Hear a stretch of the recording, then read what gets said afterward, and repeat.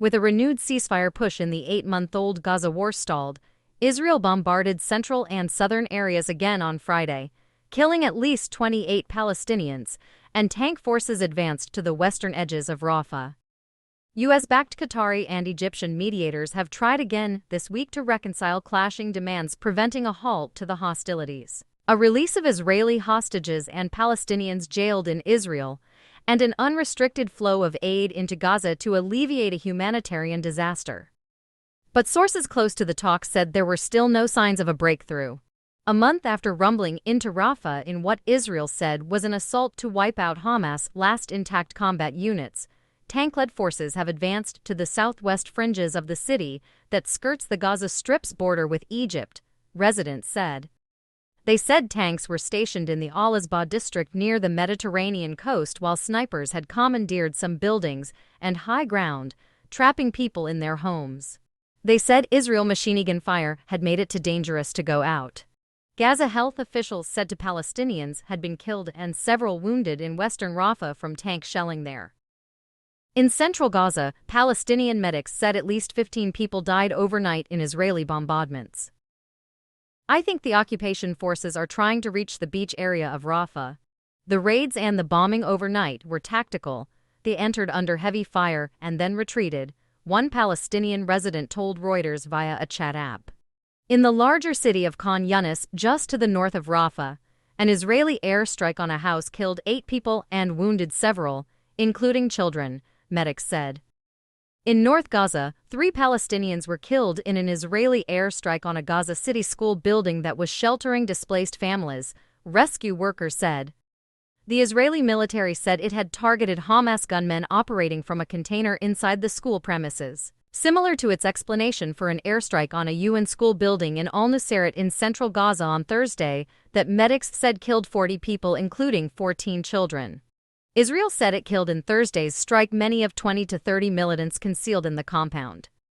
Around 6,000 displaced people were sheltering at that site, the UN said. Ceasefire impasse. Israel's military blames Hamas for Gaza's high civilian death toll, accusing it of operating within densely populated neighborhoods, schools, and hospitals as cover, something it denies. UN and humanitarian officials accuse Israel of using disproportionate force in the war, which it denies. Hamas said on Friday militants in the central city of Deir al-Balah shelled a house where Israeli troops were barricaded, killing some and wounding others. It said helicopters were seen landing to extricate the stricken Israeli unit. The Israeli military focused on central Gaza in its latest update, saying it had killed dozens of militants and destroyed more militant infrastructure in continuing operations in the Al-Baraj refugee camp and the nearby city of Deir al-Balah. Israel has ruled out peace until Hamas is eradicated, and much of Gaza lies in ruins, but Hamas has proven resilient, with militants resurfacing to fight in areas where Israeli forces had previously declared to have defeated them and pulled back. Hamas precipitated the war when militants stormed from Israeli-blockaded Gaza into southern Israel, a lightning strike last October 7, killing around 1,200 people and taking over 250 hostages back to the enclave, according to Israeli tallies.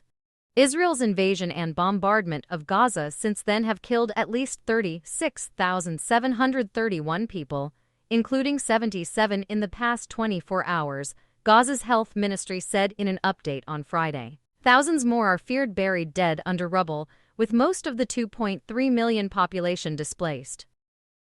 Since a brief week-long truce in November, repeated attempts to arrange a ceasefire have failed, with Hamas insisting on a permanent end to the war and full Israeli withdrawal from Gaza.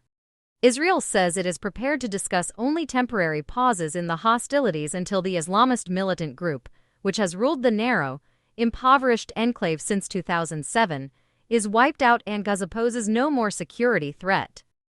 The latest round of indirect talks began on Wednesday, when CIA Director William Burns met senior officials from Qatar and Egypt in Doha to discuss a proposal U.S. President Joe Biden publicly endorsed last week. Biden described the three-phase plan as an Israeli initiative.